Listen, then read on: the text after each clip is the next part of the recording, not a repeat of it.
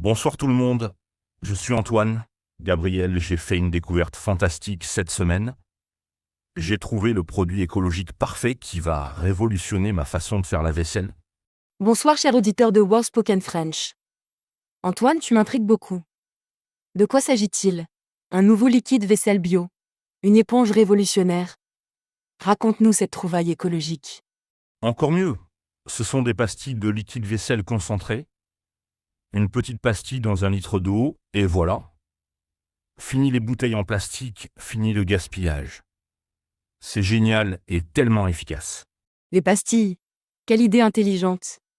Cela réduit vraiment l'emballage et le transport.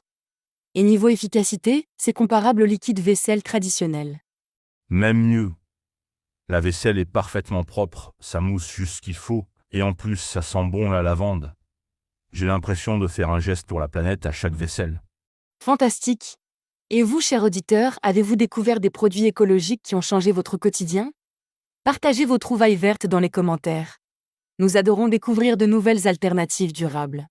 Et toi, Gabriel, quel est ton produit écologique préféré? Celui dont tu ne peux plus te passer dans ta vie quotidienne. Excellente question Antoine. Moi c'est ma gourde en inox. Je l'ai achetée il y a 2 ans et elle m'accompagne partout. Fini les bouteilles en plastique, l'eau reste fraîche toute la journée et je fais des économies. Une gourde réutilisable. C'est vrai que c'est un petit geste simple, mais tellement important. Combien de bouteilles en plastique évites-tu par mois environ?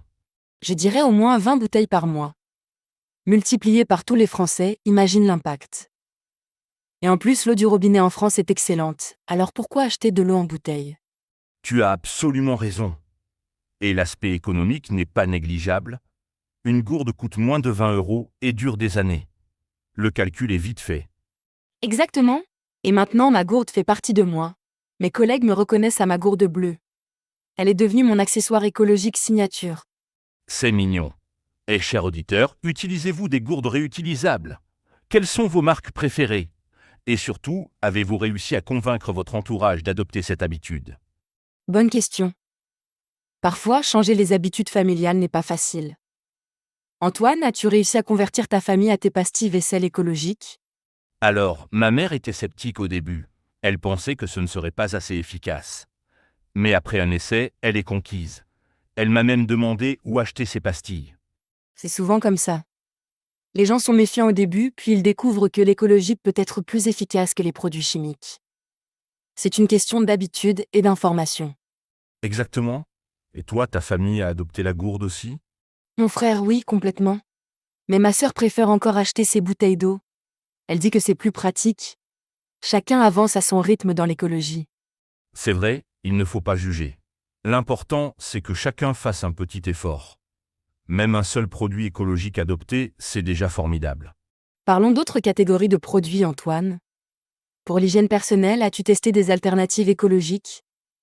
Savon solide, shampoing sans emballage plastique? Oh oui! J'ai découvert le shampoing solide. Au début, j'étais perplexe. Comment ce petit bloc peut-il laver mes cheveux? Mais quelle surprise! Il mousse parfaitement et mes cheveux sont doux. Le shampoing solide? Moi aussi j'adore. Plus d'emballage plastique, ça dure super longtemps, et on peut même l'emporter en voyage sans risquer de fuite dans la valise. Exactement. Et il existe maintenant toutes sortes de parfums. Menthe, coco, argan. C'est varié et naturel. Plus besoin de tous ces produits chimiques agressifs. Et chers auditeurs, avez-vous testé les cosmétiques solides? Savon, shampoing, déodorant? Quelles ont été vos expériences? Positives? Difficiles au début? Parlons aussi de la cuisine, Gabriel. As-tu adopté des ustensiles ou des contenants écologiques pour remplacer le plastique? Bien sûr, j'ai investi dans des boîtes de conservation en verre. Fini le plastique dans mon frigo. C'est plus simple pour conserver les aliments et on voit directement ce qu'il y a dedans. Excellente idée. Et pour emballer les sandwichs, moi, j'ai découvert les emballages à la cire d'abeille. Réutilisables, imperméables et ils gardent les aliments frais. Les billets wrap, j'en ai entendu parler. Comment ça marche exactement? C'est facile d'utilisation. Super facile. La chaleur de tes mains réchauffe la cire et rend l'emballage malléable. Il épouse la forme de l'aliment ou du récipient. Et après, on lave à l'eau froide et c'est reparti. Génial. Et ça dure combien de temps avant de devoir les remplacer? Environ 1 an, avec une utilisation régulière. Et après, on peut les composter. Zéro déchet, c'est parfait pour remplacer le film plastique et l'aluminium. Cher auditeur, utilisez-vous des alternatives au film plastique, couvercles extensibles, emballages réutilisables ou autres astuces? Partagez vos solutions zéro déchet. Gabriel, parlons aussi des produits de nettoyage. Au-delà de mes pastilles vaisselle, as-tu trouvé d'autres alternatives écologiques pour l'entretien de la maison? Oh oui, le vinaigre blanc est devenu mon meilleur ami. Vitres, calcaire, désinfection, détartrage. Un produit mille usages. Économique, écologique et ultra efficace. Le vinaigre blanc, un classique. Et l'odeur ne te dérange pas? Certaines personnes n'aiment pas cette acidité. Au début, si un peu. Mais on s'habitue vite. Et j'ajoute parfois quelques gouttes d'huile essentielle de citron. L'odeur devient fraîche et agréable. Bonne astuce! Et le bicarbonate de soude? Je l'utilise pour récurer ma baignoire. Plus besoin de produits chimiques agressifs qui piquent les yeux. Le bicarbonate, indispensable aussi. Récurage, désodorisation, blanchissement des dents. Ces produits naturels simples remplacent une armada de produits industriels. C'est vrai. Et nos grands-parents utilisaient déjà ces produits. On revient finalement aux méthodes d'avant, plus saines et plus respectueuses. Exactement. L'écologie, c'est souvent retrouver le bon sens de nos ancêtres. Chers auditeurs, vos grands-parents vous ont-ils transmis des recettes naturelles pour l'entretien de la maison? Excellente question. Et aussi, utilisez-vous des huiles essentielles dans vos produits ménagers faits maison? Lesquels préférez-vous pour parfumer naturellement? Parlons maintenant des vêtements, Antoine. As-tu changé tes habitudes vestimentaires pour des choix plus écologiques? Seconde main, matière naturelle. Alors là, c'est plus récent pour moi. J'ai commencé à acheter dans des friperies. Au début, j'étais réticent, mais quelle découverte! Des pièces uniques, de qualité, à petit prix. Les friperies, c'est fantastique. Et on trouve parfois des trésors, des vêtements vintage, des marques de qualité. C'est écologique et économique. Exactement. Et j'ai découvert que certains de mes vêtements préférés viennent de friperies. Ils ont une histoire, une âme. C'est plus intéressant que du prêt-à-porter standardisé. Et niveau matière, fais-tu attention aux étiquettes? Coton bio, lin naturel, matière recyclée. Je commence à y faire attention. Le coton bio est plus doux sur la peau. Et j'ai acheté un pull en laine recyclé.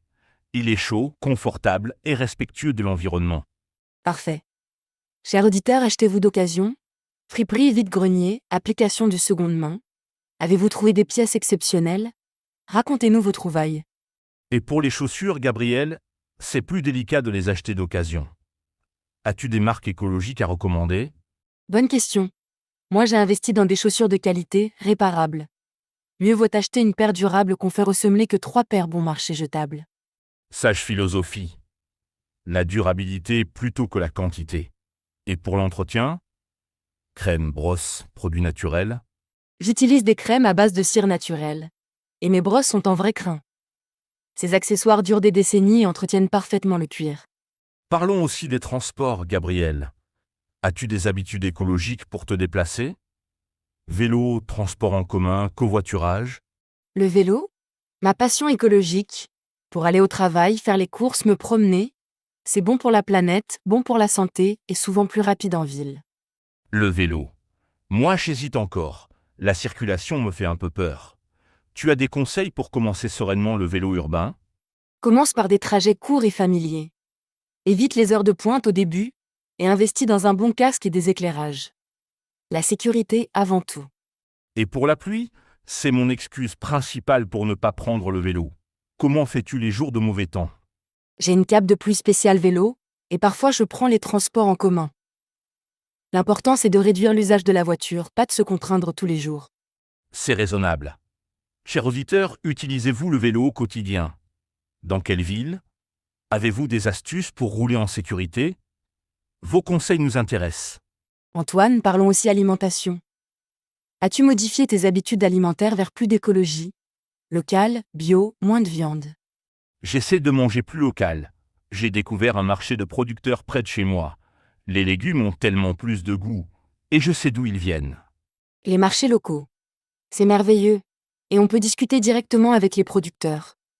Ils nous donnent des conseils de préparation, nous racontent leur métier. Exactement. Réduire la consommation de viande. Pas complètement, mais 2 fois par semaine au lieu de tous les jours. Je découvre plein de recettes végétariennes délicieuses. C'est déjà formidable. Chaque effort compte. Et tu remplaces par quoi? Légumineuses, céréales, protéines végétales. Lentilles, quinoa, haricots. Et j'adore les découvertes. Hier, j'ai testé le tempeh. C'était surprenant et savoureux. L'alimentation végétale est créative. Le tempeh. Excellent choix. Chers auditeurs, avez-vous réduit votre consommation de viande? Quelles sont vos protéines végétales préférées? Partagez vos recettes favorites. Et les emballages alimentaires, Gabriel? Comment évites-tu le suremballage quand tu fais tes courses? J'apporte mes propres sacs réutilisables. Sac en tissu pour les légumes, sac cabas pour les courses. Et je privilégie le vrac quand c'est possible.